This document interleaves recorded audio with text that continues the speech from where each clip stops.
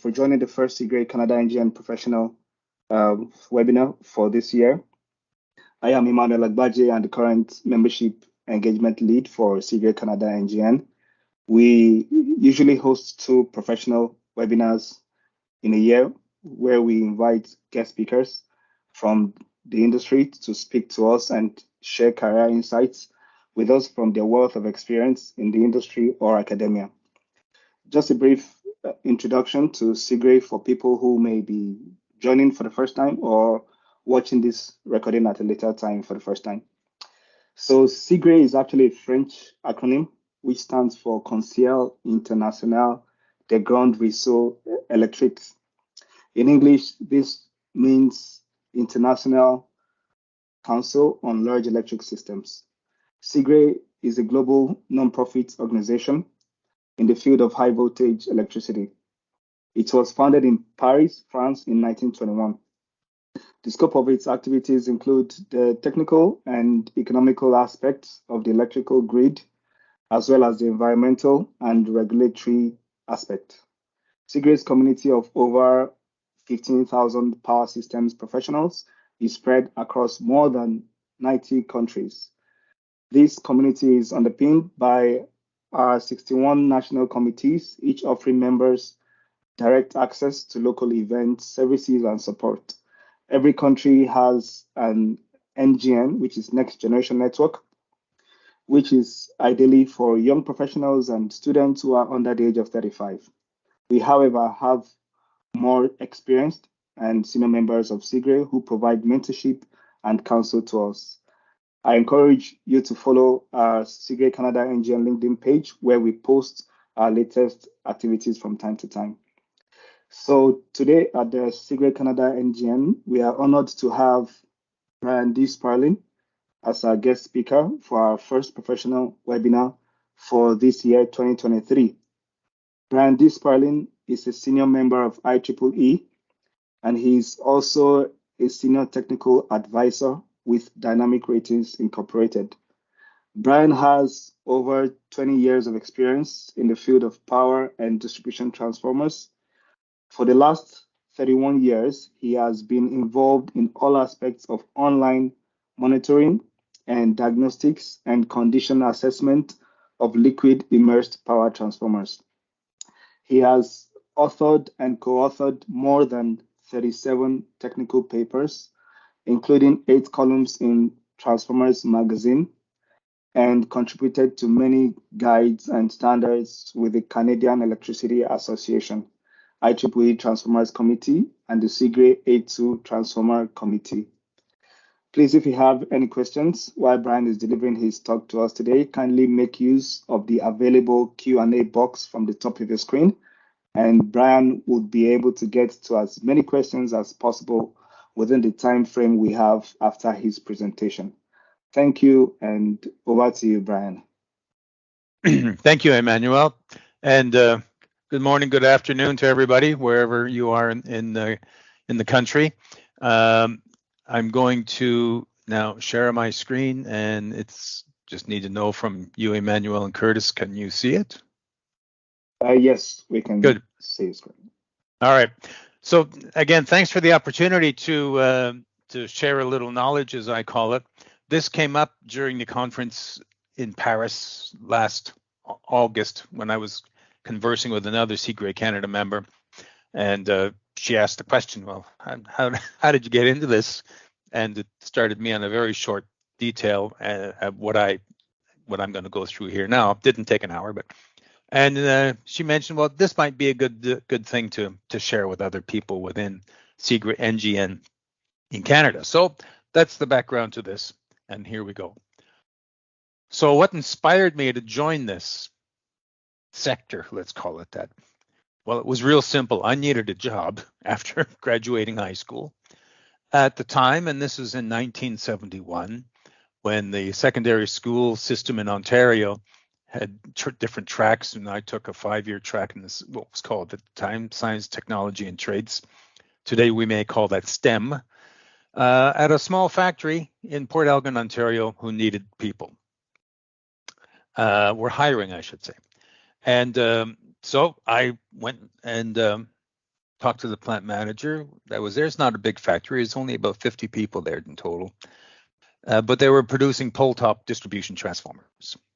First question he asked me was, did I graduate high school? That was easy. Yes, I did. Second question he asked me, do I know how to lead a bead? And I knew exactly what he was talking about because in grade 9 in high school, I took shop, so to speak, part of the course stuff. And leading a bead was the welding term for gas torch filler rod and leading a bead to weld two different pieces of metal together. After I answered that, he says, great, can I start tomorrow? And that got me inside the doors of a transformer factory. And to be honest, transformers grew on me, and being curious, that's my nature. And understanding that finally understood that without these things up the poles and elsewhere in the system, we would have no reliable source of electrical power in our homes and businesses and stores and whatever. So it impressed upon me the importance of having a reliable source of electrical power, no matter where we are. And this was a small non-union shop, and my career there took me, I got my welding ticket, but then one day the assistant tester quit. And if you're in the test department in any electrical facility, high voltage particularly, there has to be two people in the test bay at all the times. One that's operating the rheostat, so to speak. The other assistant is reading meters and has his foot on the kill switch. And that's why it's important for two. So that's what got me into the test department, which I found really exciting and interesting. And the other thing is I knew how to make calculations on a slide rule. These were days before calculators. So all of these background things we learned in high school came to focus, so to speak, when I was there. So I spent some time there in test department, then moved into production control of that same company when one day he quit, and I got graduated from test department into the office and in charge of production control. And then personal life intervened and got married and moved to the Toronto area, where the company I was working for needed somebody as a buyer. And I said, okay, I can do that. I went and applied. I went in for the interview. The guy said, well, that job's been filled. But what did I know about marketing? And I said, nothing.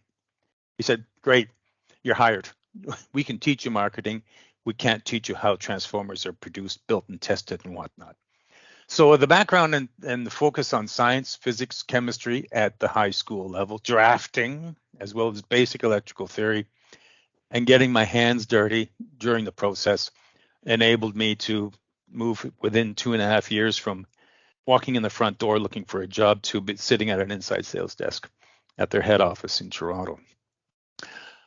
During that time, I had lots of mentors, as I call them, from the shop on the shop floor in that factory.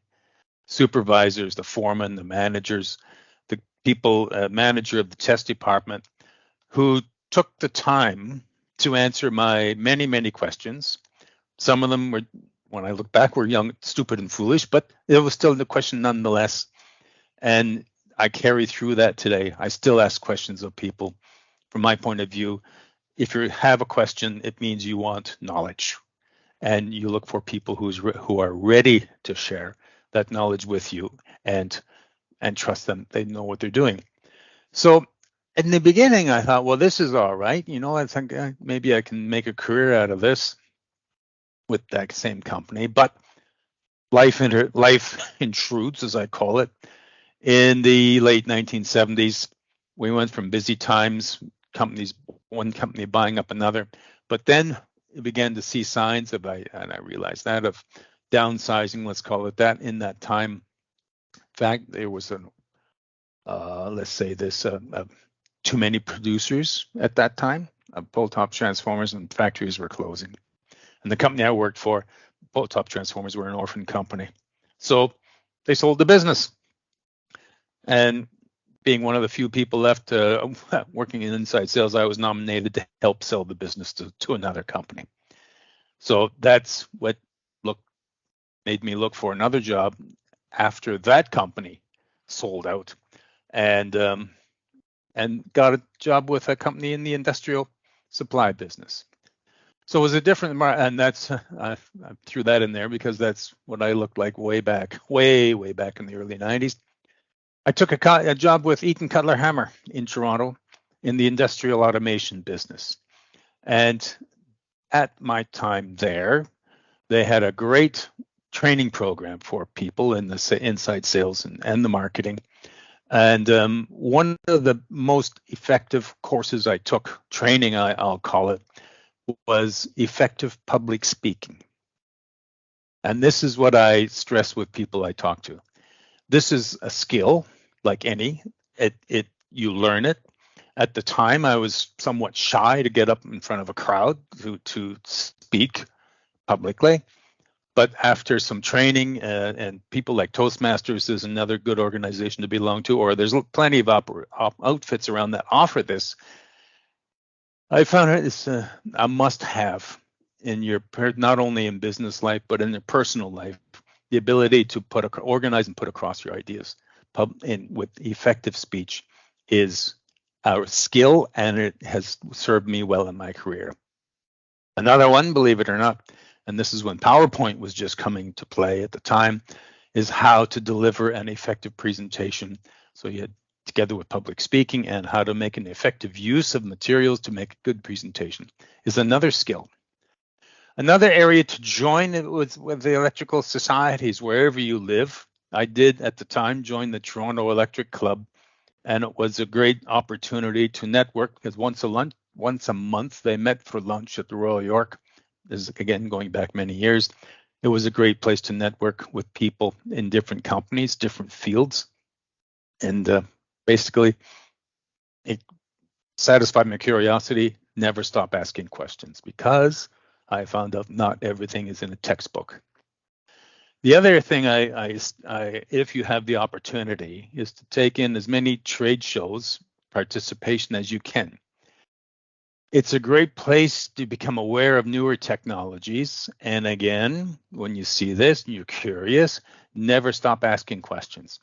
It's another place to make networking work for you, and also to satisfy people your curiosity of newer technologies that may not even apply to what you're doing, but it satisfies a curiosity. During this time of industrial automation, I learned a lot about things like programmable logic controllers and sensors and how these things work and communicate, but opportunity not to get back into the transformer business again in Toronto. And it was with Maloney Electric in Toronto, who unfortunately now is no longer in existence. In marketing and sales, I was the marketing and sales manager for this company. And they had 3 factories, one in Toronto, one in Sackville, New Brunswick, the other one in Spruce Grove, Alberta. And most of the business was pull-top transformers. But it got me an opportunity to learn all about larger power transformers. So really, it wasn't that difficult to pick up. It's the same theory, of course. You're using the same materials as in pull-top transformers: silicon, steel, copper, paper, and oil. That's what goes into it. It's just bigger. And with it, the application of power transformers, from learning about it from the industrial automation world, when I saw the control cabinets on these power transformers at that time, I thought, all of that stuff, or the majority of it, can be replaced by a programmable logic controller or an electronic means of some kind. And that's when I began to visualize or formulate in my mind and visualize a future of digital controls in transformers. At the time, everybody thought, well, you're off in space somewhere. You don't know what you're talking about. But today, I'll show you in a couple of minutes, that's the way it is today in this business of transformers. It also got me to understand manufacturing a bit. And one of the products that Maloney made in Toronto was, as you see here, complete mobile substations. The one you see here is rated at 50 MVA, very hot running transformer, 95-degree rise.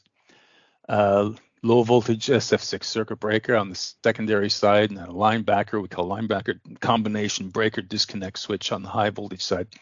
Everything was unloaded on there, full protection system, batteries, battery charger, had steel rear axles, and was built in Toronto in 1994, an American utility. So it's a specialization, and that's the key to a lot of industries, even in the transformer business today, a key to focus on uniqueness and specialization in one area. Unique, and this is a very specialized area, as you can imagine, and there are others, to help carry you through periods when the normal traditional business slows up a little bit. It's always great to have a specialized product to carry you forward. So in my exposure at this larger market, and we did belong to associations like the Canadian Electricity Association, it expanded my network for not only customers at the time, but competitors. And this began my lifetime of curiosity of competitors, studying what they sold, how they sold it, and what were their strengths and weaknesses. In other words, a SWOT analysis undertaken with and to help. And I found, and if you're in this field of marketing and sales or product management, it's important, I have found, that you understand your competition as well as you understand yourself. It provides a great insight. While at Maloney, CEA was provided me an opportunity to participate in technical conferences they had at the time. It's engineering and operations sessions, which unfortunately they no longer have. And during that time, I was asked to be chairman of the Distribution Transformer Committee from 1991 to 1994. Now, it was a lot of extra effort because I had to organize meetings and speakers at their twice-a-year meeting, but it was worth it because I enlarged my network and had, through CEA, had access and made a lot of contacts with more senior levels in this utility space that I otherwise would not have had. So again, it's looking for areas where you can expand your network, and you never know when paths will cross and what impact that's going to have on your professional life. And then there was writing on the wall.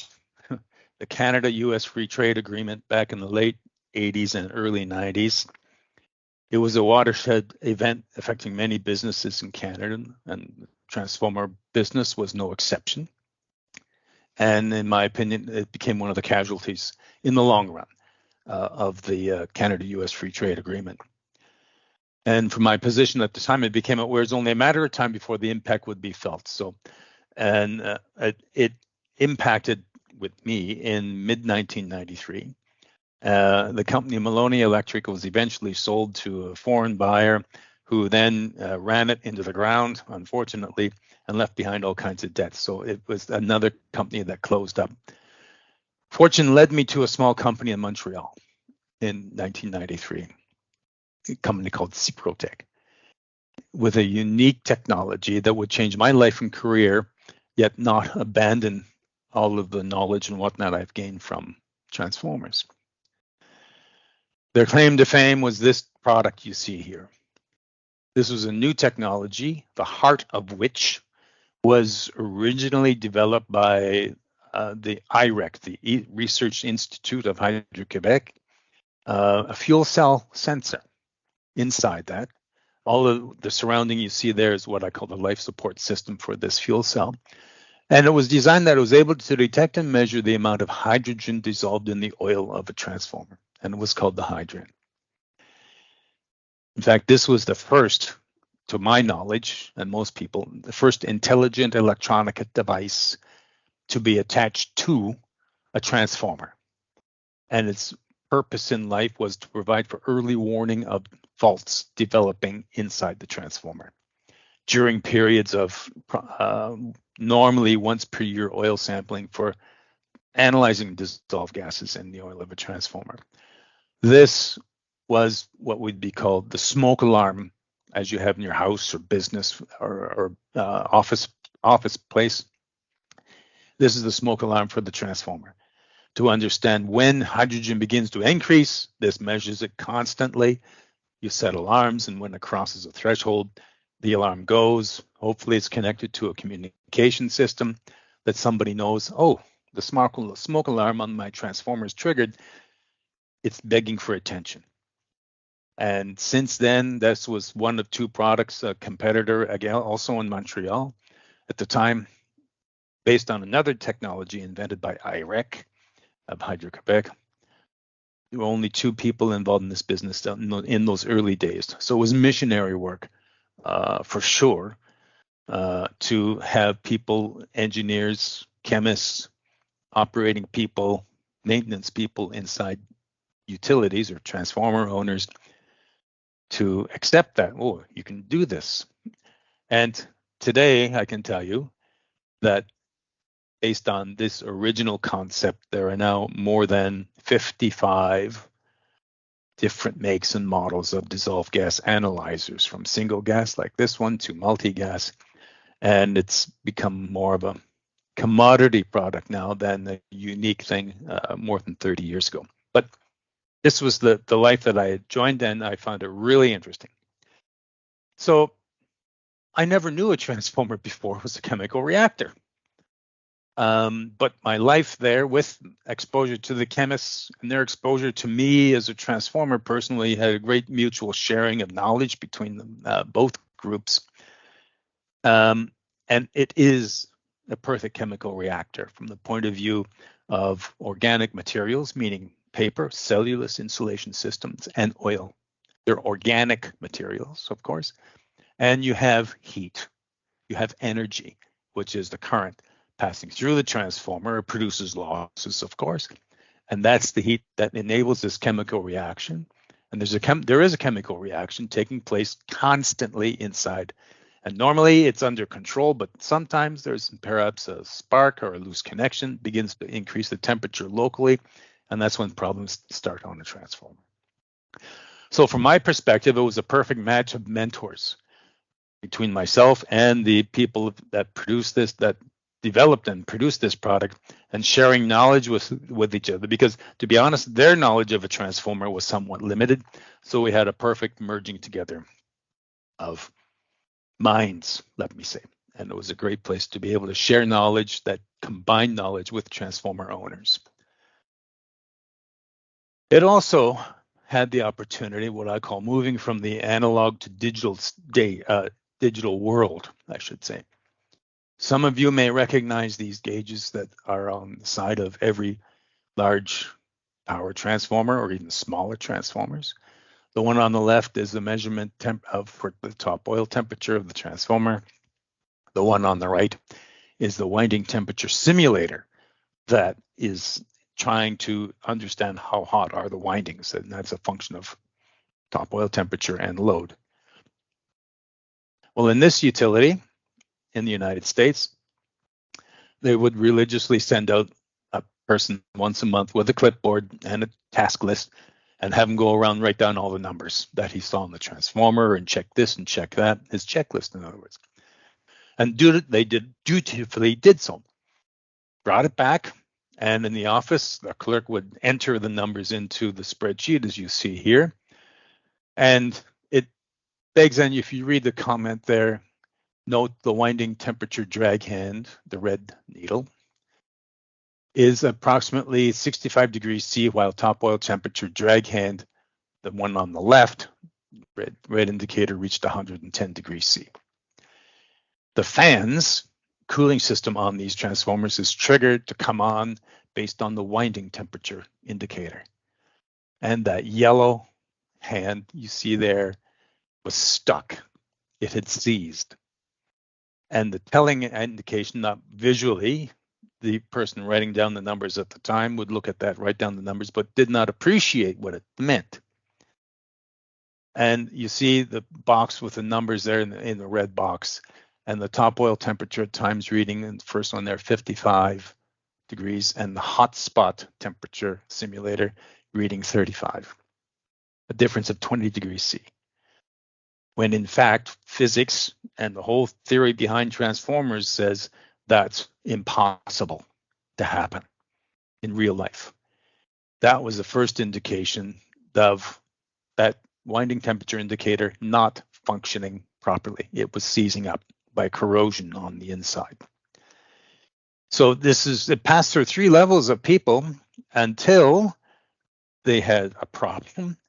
And the problem And this is the result of the lack of awareness or basic understanding and knowledge and training of a transformer. This is that transformer. Down on the bottom is where the fault was, and you see two phases coming through the insulated pieces there. And it was a case we called bubbling, water vapor forming bubbles between two phases, and bang, phase-to-phase fault. It did not catch fire, but it did burst the tank, as you see, and 20,000 liters of oil spread across the substation itself, all because somebody did not understand the relationship between those two numbers, and they just didn't do anything about it. So how do we go from that analog world to digital is with this now, and this is a product my company produces, the one on the left.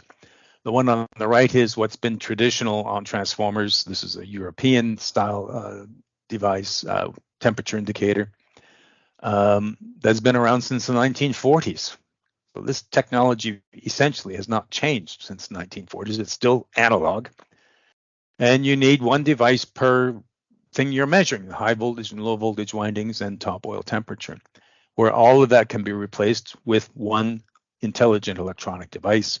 It will measure through sensors installed on the transformer and measuring the load current. And all in that, that one enclosure you see there showing the number 45 or 16, can replace up to 3 or 4 of those devices on the transformer. The other thing with those existing things, analog devices, is that their calibration needs to be verified once every 4 years. It's right in the instruction manuals. They do go out of calibration, whereas an intelligent electronic device does not. It also provides means of visibility. You can be 15 meters away from that device, outside the fence, so to speak, and still see the numbers rotating, scrolling through from the monitor, whereas sometimes, and you can see in the upper picture, condensation builds up on the inside because it's sprung a leak, gasket bad, and condensation builds up. You can't really read it that well, but the big impact is condensation will start to corrode the workings, mechanical workings inside that box. And that leads to seizure, as you saw in the previous slide. The electronic means also provides visibility, not only walking by it, but remotely into the control house, back to the operations center. So any alarms that can come up with high temperatures or my cooling system's not working right, which this can determine, is now able to be communicated back over a SCADA network to an annunciator or into the SCADA system to the operators to let them know immediately when something is going wrong with the transformer. With those old analog devices, there are alarm relays on it, but that will flag it up back at SCADA, but the operator there doesn't know. All he knows is transformer trouble. That's generally how it goes back. Then they have to send somebody out. 2 people, actually, because you can't go in a substation by yourself. 2 people in a vehicle could be 20 kilometers around the corner, so to speak, or a couple of 100 kilometers away to see what the trouble is. With an electronic device, you're able to communicate with it directly through a PC and see what is the trouble and how quickly are things going south or going bad from looking at trending of the data. So the move to digital is here with us today, and it is making advances, and that's the way we're going. So CIGRE and IEEE, and I joined both organizations as an individual member at the same time. Now, these 2 organizations operate in a different fashion. IEEE is a standards setting organization. So not only in our small electrical world, but they do it for anything you can think of. They set the standard from an electrical point of view. So IEEE, they set standards. They also write guides.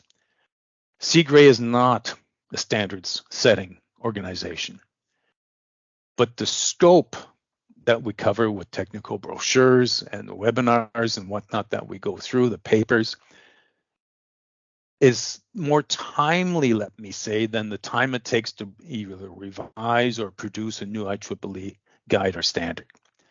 So it's timely, and the technical brochures come up on topics that the members of CIGRE come up and say, in A2 particularly, from the transformers point of view, you have all of these different countries involved in the committees of A2 and A1 and whatnot.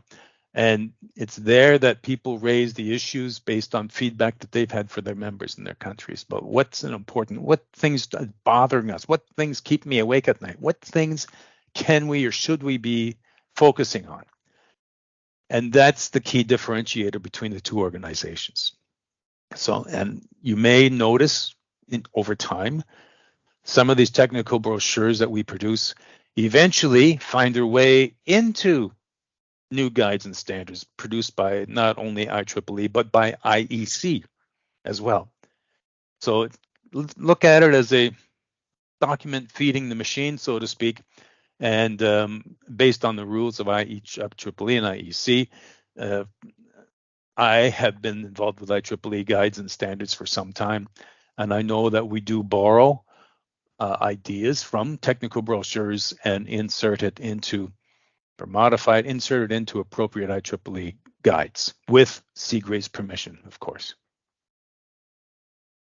Now, so my involvement with CIGRE, I can tell you I get much more value, knowledge with the people who have the same interests and curiosity as I do.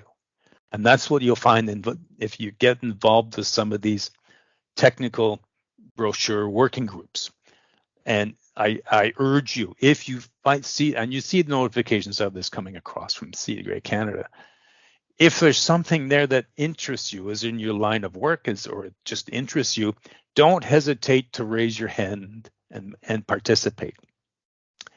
They're looking, these technical committees, working groups are looking for NGN members to join, because that's the one way that we're going to start sharing knowledge from the mentors that, people like myself who've been there and done that, with new people coming along. And the people that I've been involved with are more than happy to share what their knowledge and experience and that they've learned all along the way with new members joining. It's a great opportunity to learn from other people's experience. The other side of this, depending on your interest and progress and your employer at the time, is the ability to, I've written a lot of papers, co-authored a lot of papers with utilities and transformer owners, and presented with them at different CIGRE colloquiums and sessions around the world. And I've even, with a colleague in Australia, an NGN member from Australia, I've shared the platform, shared the stage. We wrote a couple of papers together, and she and I presented them jointly at some of the meeting sessions in New Zealand and in Australia.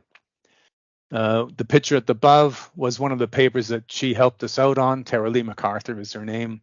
And this one was presented at a CIGRE session in Bangkok in 2019. And down below, the right-hand side is another CIGRE colloquium, or R&D meeting, I should say, on transformers that happened in Croatia and other locations around the world. So it's a great opportunity to contribute, to be seen contributing, and getting practice as public speaking and making effective public presentations, and a chance to see the world.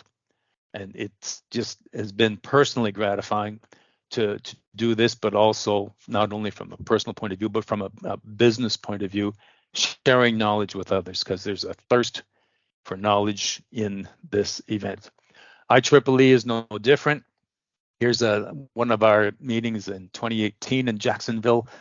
It's the opportunity to participate in standards developments. There are many societies within the Power and Energy Society. There's dielectric installation crowd, the switchgear, and depending on your interest and your job, again, it's another great opportunity for networking. And it was a chance at this particular meeting to present a tutorial, which is always part of a technical brochure, made by CIGRE, of a technical brochure on transformer condition assessment. So myself and three of my colleagues there, who were members of both CIGRE A2 and the IEEE Transformers Committee, are there. We made a joint tutorial presentation to about 600 other transformer geeks, as I refer myself and my colleagues to share knowledge of what's going on in other parts of the world. It's just, the thing I'm trying to say is not everything is in a textbook. So don't be shy to raise your hand to participate when a new working group comes along and it falls in line with your interest and ambition. And I just keep telling people, don't be shy to get your hands dirty. I have spent a lot of time out in the substations with a hydrant particularly, showing people how it's installed. So yeah, getting your hands dirty, getting oil on them, being baptized with oil once or twice from a transformer. It's where you learn. You know, that sort of stuff is not in the textbook. And it's a great place because you get to talk to people out in the field who get their hands dirty and can tell you so much more about particular pieces of equipment, particular makes, what problems they have with equipment, things that you'll never read about in textbooks. So take the time. If you have the opportunity to go out into substations, in my case, or other locations, don't hesitate, go. You'll be well worth your time. So what's worked for me? I found that working for smaller, I'll call them focus companies, usually privately owned, you see, one of the benefits is you see the results of your efforts much quicker than larger companies. I've worked for both larger US-based firms where, to be honest, at times you're just a number. But smaller companies, you're I call it more exposed, but it's still more rewarding, I would say, than working for large companies. It depends on your personality and mentality. Like I said, multinational companies may be a fit for some people, depending on your mindset and life priorities. But in times of change, and we're seeing a lot of that happening lately, be prepared for unexpected changes and try to have a plan B in mind, whether you're in a large or a small company. And I stress, never stop asking questions.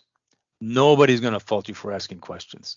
The person that does not respond or fault you for asking questions is somebody, in my opinion, I'll be blunt here, not going to help you. So find somebody else.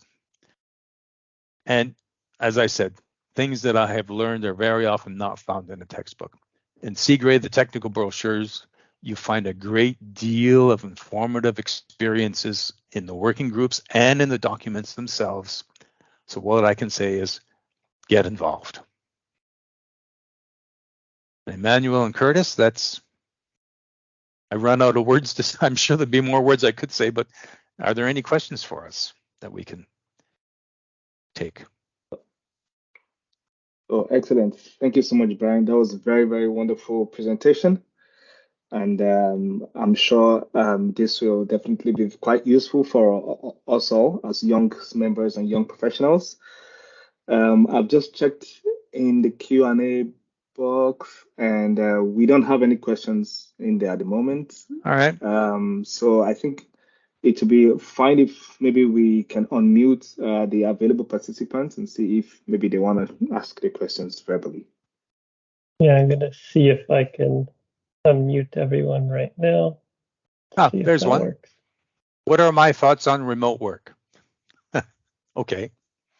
I can speak from experience on this. I'll be honest with you. I live in the Vancouver area. The employers I've worked with have more or less been in the eastern part of the continent. GE was one company that I got acquired by, or the company I was working for got acquired by. And so I've lived in and experienced, going into an office every day with these different companies in Toronto. But living in Calgary for about 5 years with part of GE, I got tired of winter, as I called it. And I thought to myself, I don't need to be here to do my job. So that's when I said, okay, I'm moving to Vancouver. My wife and I decided to go somewhere where I didn't need to use a snow shovel every day. And I worked so I've been working remotely for the last 15 years voluntarily. Now, a good deal of my time was spent on the road, traveling to different parts of the world. That's true. But it took a little bit of extra patience and effort at the beginning to work remotely. But since then, I've been working remotely full time, and I guess I've gotten used to it is one thing. And with tools like we have here with Teams, it's not quite the same as being face to face across the table from somebody. It's not the same. I do agree with that, but it still keeps you in touch with people. So, and I know within CIGRE, a lot of our working groups for the last 3 years since COVID came along, we've conducted a lot of working group sessions over things like Teams and Zoom and things like that. So it has its place. Nothing replaces, of course, face-to-face across the table. But if there's one thing I missed about the remote work is that ability to stand around a coffee maker and have conversations with people. But from a career point of view, it hasn't stopped me. If anything, it's helped me to focus more time on writing papers and columns. You don't have the interruptions, let me say, as you may have in an office. But that's my experience on working remotely. It was by choice that I decided. My employer at the time said, "Well, go ahead," and we worked it out. Thank you so much, Brian. Thank you for your answer. My pleasure. Is there another question? I think somewhat related to that. I'm not sure exactly what my question is, but maybe I'll talk through it. So, like in your early career, you're talking about like getting involved in manufacturing that was really local and hands-on, and just looking at today's global supply chain. What new challenges and opportunities does that bring for people who are new coming or just entering the job market for the first time?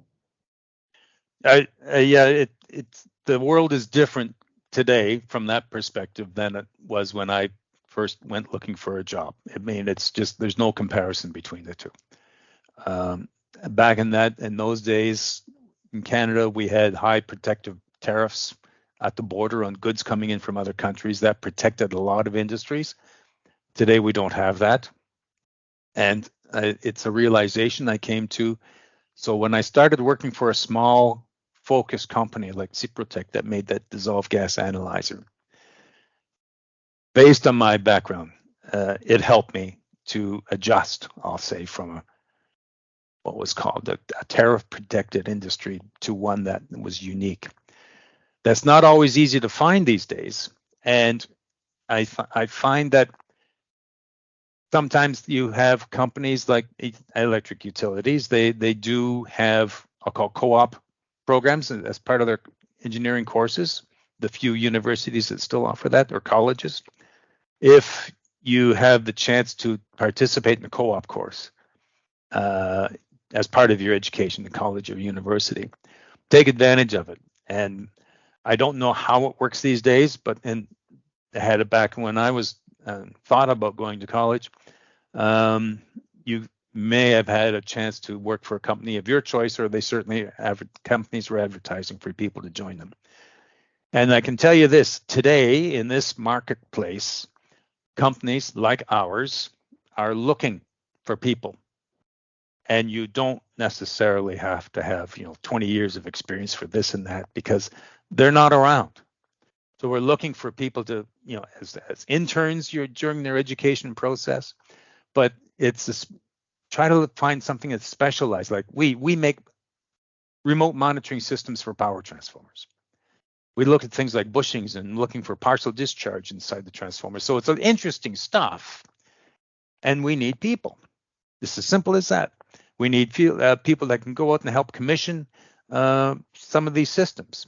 And that involves not only understanding the electrical controls that go with the transformer, but also communications, from a SCADA communication. So anybody with a communications interest and background, we'd be interested in those people coming to join us, because it's a vital skill that's required for understanding what I call, what's the right word, to visualize what's going on out in the world from an operating point of view. So there's all these different skill sets. So what I can say is, I don't know, and I haven't gone to look at these job sites to see what they have, but I know companies like ours are looking for people here in North America. They're based in the US, but I've been working remotely for the 11 years I've been with Dynamic Ratings. And there's opportunities. There's opportunities with our company in Australia, where it originated from, in Melbourne. We're looking for people to come join us. So my advice would be, look for small focus companies that, and I can tell you, a lot of us, when I say us, our company and our competitors are looking for people. And that's so if you have a good technical background, when I mean that by education, that's the kind of people we're looking for. And whether it's in an electrical world, electronics, or communications, or you like being out in the snow and doing field work, drop us a line. We're on the web, dynamicratings.com. So that's what I can advise people to. There's a desperate shortage of skilled technical people. Maybe to add on to it, so if someone is looking for a job in your company or a similar company, and they don't have much experience or no experience in the industry at all, what would be your advice for them, and what they can highlight about themselves? I think their education, number one, that helps so that the people looking over the resumes have an idea. But the thing that, from my point of view, when I used to hire people, I don't do that anymore, but when I did, I would ask a few questions like this plant manager did a lot of years ago now. And basically, I would ask them, what are you curious about? Are you curious about anything? What interests you outside of work? Outside of work. And I'd ask, what kind of hobbies? What are your interests? And trying to get a feel for, do they have a curious mindset? To me, that's a good thing, to be curious about how things work, about why this and why that. I get it from my granddaughter. She keeps asking me all the time, why does this? Why that? How does this work? Which is great, because it shows an active mind, a curious mind. That's one thing. If that's who you are, try to stress this. Try to stress that. I mean, it could be as simple as things that you did in summer jobs. Maybe summer jobs, you were out in construction, or you were out, being an intern at a chemical plant, or what have you. You were pulling wire, pulling cable and conduit, things like that. Basic skills. If that's what I would try to understand from people, and more, and also how they, what's the right word? Their demeanor. Do they present themselves well? Do they speak well? That's always, and especially if you're going to be doing things like this, working with other people, the ability to put your ideas across is important. And that's why I stress with people, if you're going to go into this, no matter what business or career you're going to be, effective public speaking is a great skill to have. And it is a skill we can all learn. Yeah, I'm sure people can rewatch the webinar to get some tips on public speaking. Yeah, well, practice what you preach. But the other thing is, from public speaking, if you're at conferences and this is where I've also picked up a few pointers along the way. There's public speakers out there in our industry who are really very good. They present themselves well, and they present their materials well. They know what they're talking about. I have also seen the reverse. People who should have never been allowed up on the stage to speak because they weren't trained. They're you can tell that they're just seized right up and afraid to speak, and they forget what they're talking about. In one case, I remember vividly. So it's a skill, and I that's why I keep stressing it. It's a skill. Anybody can learn it, and it helps in personal life as well. That's the other side benefit to that. So we still have a few minutes here. If anyone has a question for Brian, feel free to type it in or just come off mute and ask a question.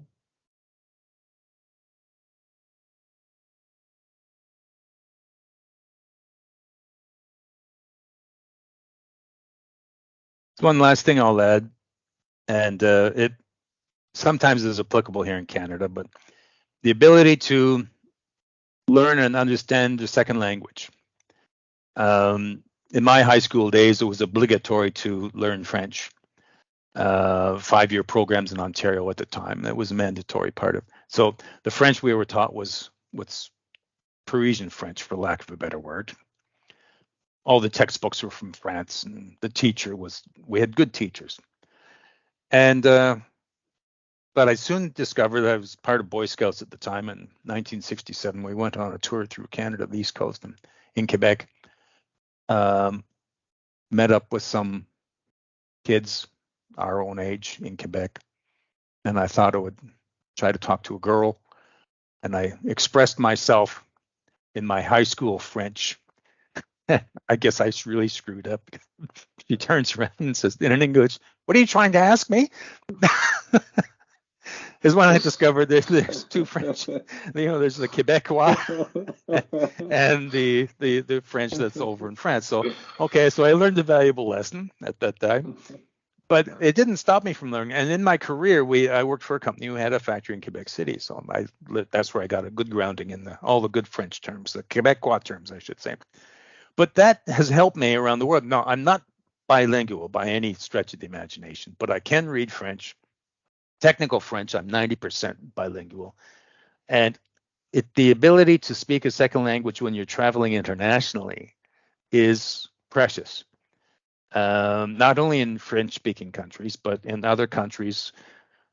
A case I had in Mexico once, way down in the south of Mexico, some hotel we were staying at, and I was using the business center, and the printer ran out of paper, so I went to go see the young lady running the business center, and I asked her, "Do you speak English?" No. And she asked me in Spanish, "Do I speak Spanish?" No. I thought, well, I'm going for it. Parlez-vous français? Oui. So in Mexico, they're obliged to take a second language, and she picked French. So our level of French allowed us to converse and understand one another. Once I got over the issue of the paper, basically that's when I found out that in Mexico it's obligatory. And I said, "Why'd you pick French?" She says, "Well, it sounds nice." Okay. So it's helped me in different parts of the world to be able to have a second language. And that's what I try to stress. If you have the opportunity, or if you have the skill, already a second language, that's a big boost for qualifications. So don't be shy to relate that to potential employer, even if you're only 50%, like call it working knowledge of another language, Spanish, French, whatever it might be. Note it down, because it shows a mind that's ready to learn and use it. So that's my other piece of advice. It has served me well, that's for sure. Wasn't any good at picking up girls doing it, but that's. Nice. I was 15 at the time, so that's I guess I could be forgiven for it. Interesting. Yeah. So listen, if any other questions come in afterwards and they're going to direct them to you, just pass them on to me, and I'll try to get back to you and them with an answer. I have no issue with that. All right, then. Thank you so much once again, Brian, for my pleasure coming to my pleasure to us and share with us from your wealth of experience. Thank you so Well, much. my pleasure. Thanks very much. I like the hand clapping. Thanks very much. Okay. All right, then. Goodbye. Thank you. Thanks also Bye to bye. everyone that was able to Bye. connect. Yeah, this video is actually going to be available on our YouTube channel soon, and we'll also spread the links, and kindly follow us on LinkedIn, CIGRE Canada Next Generation Network page, and subscribe to our YouTube channel as well. Thank you all so much, and yeah, we should be in Bye. touch soon. Bye. Bye.